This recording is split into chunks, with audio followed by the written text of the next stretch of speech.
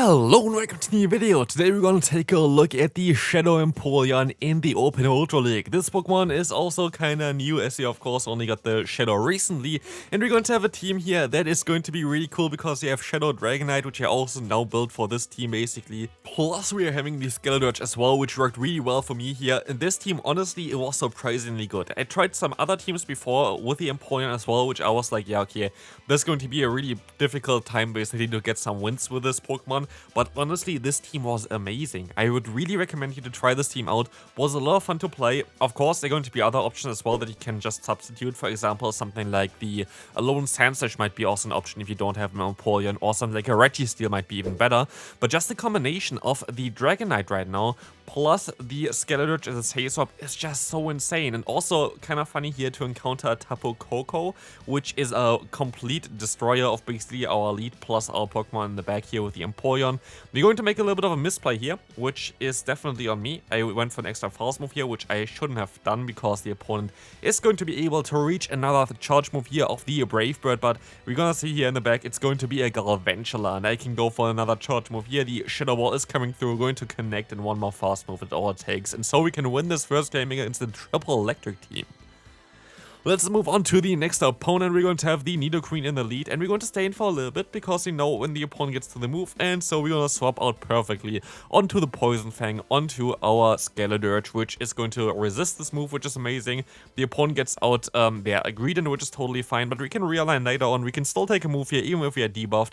Even though it's going to be a super effective crunch, we are still going to be in a decent spot as we can still reach another Disarming Voice. The next Disarming Voice should not be fine for us. I think they're going to get to the move beforehand, but they decide to not do this. So with this, we're gonna get the opponent also in range just for the Dragon Claw or full farm down. Let's see what they're gonna go for. Let's see if we're gonna go for the full farm down here with Empoleon. This is going to be okay because Body Slam is going to be resisted. Crunch is what they're gonna go for, which is definitely the best play for them. But I can just let this next move go through as well. And Dragonite might have a great time later on. We're gonna get the defense drop onto us. Doesn't matter because they swap out immediately. And we saw already they had a Registeel there. And I don't really care too much about my Dragonite at this point because I know that Registeel doesn't appreciate the Empoleon in the two-shield scenario. Because we are going to do a ton of damage with our fast move. We have the Hydro Cannon. And so I'm going to let this move go through. And the opponent is now going to end up with their Nidoqueen against our Empoleon. They're undercharged quite a bit, which is totally fine for me because one more Waterfall is all it takes. Now it's two shields against the opponent's Registeel, going straight for the move because they can debuff our attack. And so as you're gonna see here, we're gonna chunk their health. We still can just shield up whatever they want to go for. Most likely a Zap Cannon to get the debuff onto our attack. Let's see if this is going to work for them. They do actually get the debuff here, but it does not matter. Like literally, they gonna not get the full farm down here. We're gonna still be able to reach another charge move. It's not gonna be enough now thanks to the debuff, but like two more fast moves is all it takes, and we can easily win this game. Next opponent here going to be a little bit of a tougher one. We're going to have the Alolan Sandslash in the lead, and what I'm going to do here is I decide to swap out into the Empoleon in this kind of matchup. I tried to catch a potential Ice Punch, which definitely worked out amazing here as you can see, but the opponent has in the back the Poliwrath anyway, so even if we caught the move, it wouldn't have really mattered. And at least now I can align my Dragonite against the Poliwrath. They don't have to shield this move, which is kind of sad. They still do it because they know that they can go for the Icy Wind anyway, and with this they're going to be a little bit better off in terms of the damage output of us.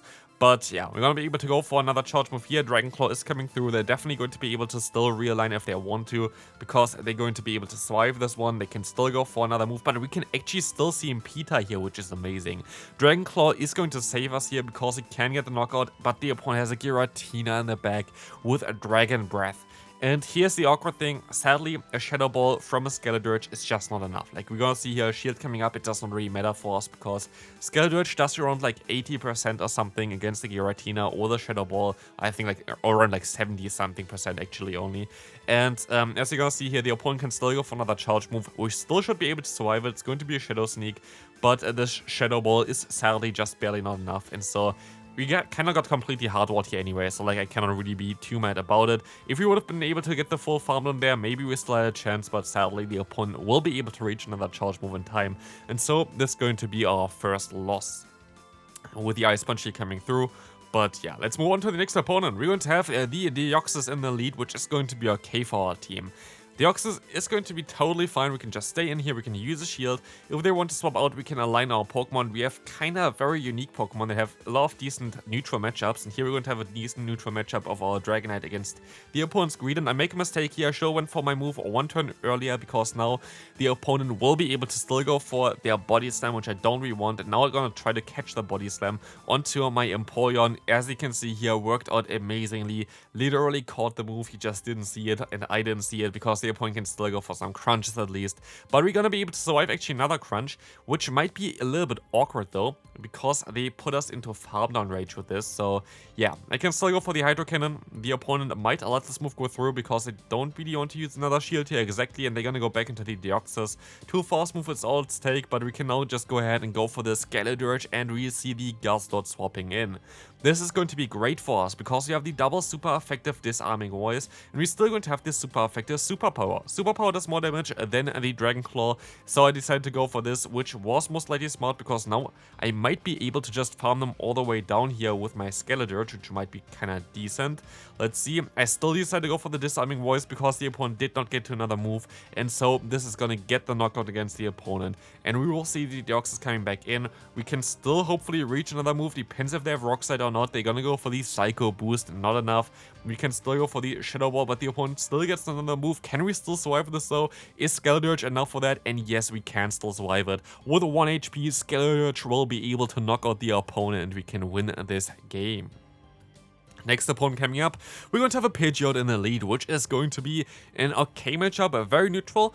I know that basically every Pidgeot is going for the Feather Dance against us here, because they know that we're going to feel the potential of Brave Bird, but they decided to use a shield here, which is kind of decent for us, because now we're going to be able to just use a shield spell, and we don't really have to worry too much about those things here, as you're going to see that they're going to go for the Feather Dance. I can go for the Superpower now, which again does a little bit more damage than the Dragon Claw, but it's sadly just barely not enough. Like, they survive with like 1 HP here, and so the opponent gonna go for a Feather Dance. I can swap out into my Skeledirge, gonna get the farm down, and we will see here incoming the Poliwrath. And this is the cool thing about the Skeledirge. You can bait out Poliwrath while still being able to punish them with the disarming voices, which is amazing. And so we can still try to win this game. It's not over yet, even though we're going to not have the greatest matchup here. The opponent makes a great play though by going for the Icy Wind here and stuff, like the Scald, because they know we have to kind of use a shield here. And so they can still reach another move in time before I can reach my disarming voice. We will see the Scald coming through. It's not going to get the knockout even, but it's going to get the attack drop here, which is kind of annoying, but we can still reach another disarming voice. Doing some decent damage, we swap out into the Empoleon, and in comes an Annihilate, call an ambulance, but not for me. We are like a steel type Pokemon, right? It's still going to have coverage for fighting types, and we're still going to most likely lose this matchup. But does it really matter? I don't really think so, because it's actually gonna go for the Ice Punch, and with this we can just go for the full farm down here, and this is absolutely wild, because it can still win with the Dragonite, and we can move on to the next opponent. We're going to encounter Mirror Lead. We're going to have the Dragonite against our Shadow Dragonite. For the CMP tie, it doesn't really matter if you have the Shadow bonus or not, but I actually decided to go for the CMP tie here. For the Shadow variant, I might not, like, I would most likely not do this. You could even decide to try to catch a move in the Shadow variant, basically on your Skeledirge, and try to farm him down, which I think would be a little better play there. We're going to see the Talonflame here. We're going to have the Empoleon, and in comes the Venusaur, and we're just going to RPS the hell out of the opponent.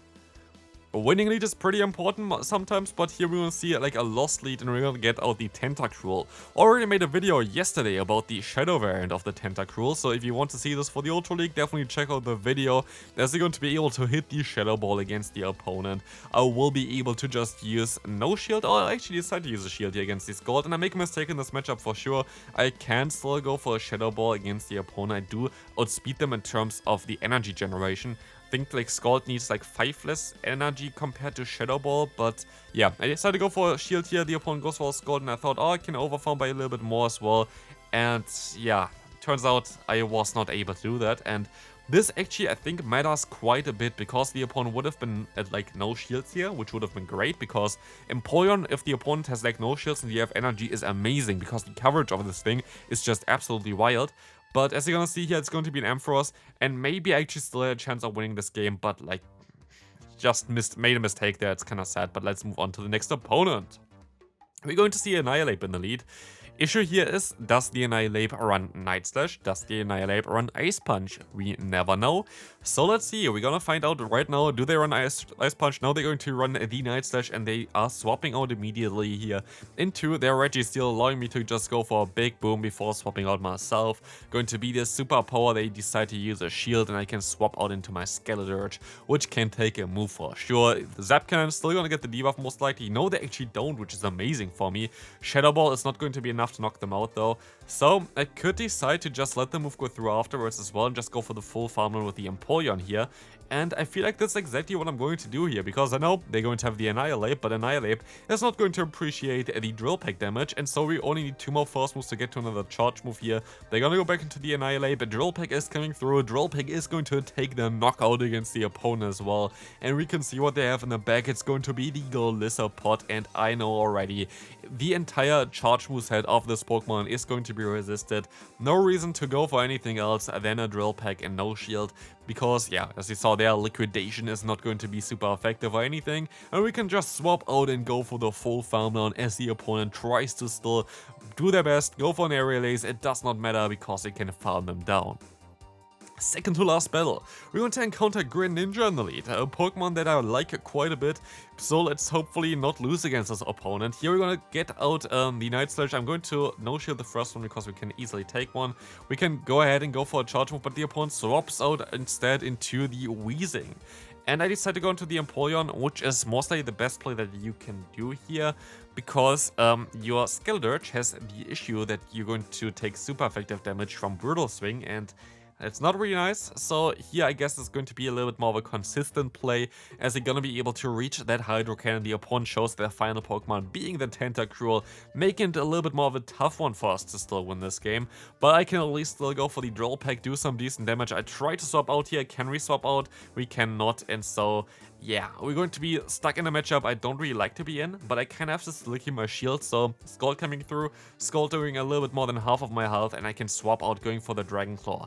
Could have went for one more fast move maybe before going for a charge move here. A little bit of a mistake, but let's see if we can still win this game. It's going to be a close one as the opponent still reaches for a Night Slash. We have to go for the full farm down basically. They're gonna go for another Night Slash now after getting this extra fast move in.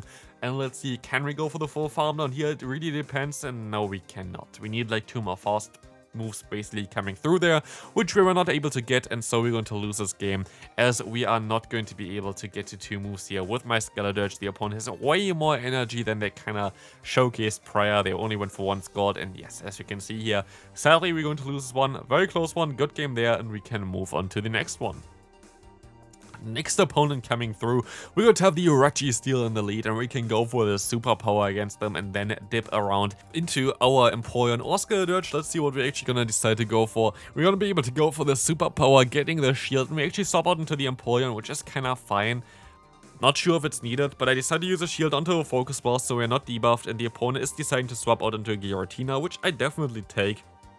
Going to be a very decent matchup for us, as they can still at least resist the Dragon Claw, which is their mainly damaging charge move. It's still not going to be a positive matchup, but we're gonna definitely get them kinda low, so I don't really mind this matchup at all. We can go for another Drill Peck. This is going to be neutral, going to do some decent damage against them, and as you're gonna see here right now, the opponent is going to be in the red health now. They can still go for another charge move and knock me out, but there should be also a range where I can just go for the full Dragon Breath down from our, what's called the Dragonite here, but you're gonna have to take a Dragon Claw first, which is totally okay. Shadow Dragonite, by the way, by far the best Pokemon on this team, I would say.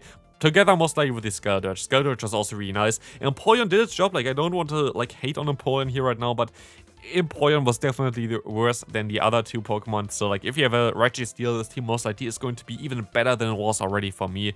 But as you can see here, we can hit the Shadow Ball against the opponent, go for the full farm down. Now it's just going to be a Clefable left. Like, what do they want to do? Only resisted damage from the opponent coming through. All the moves are going to be resisted from the Skeledirge, unless they're running Psychic, which nobody is doing, because Psychic is a horrific move nowadays, which is way better because nobody likes Medicham.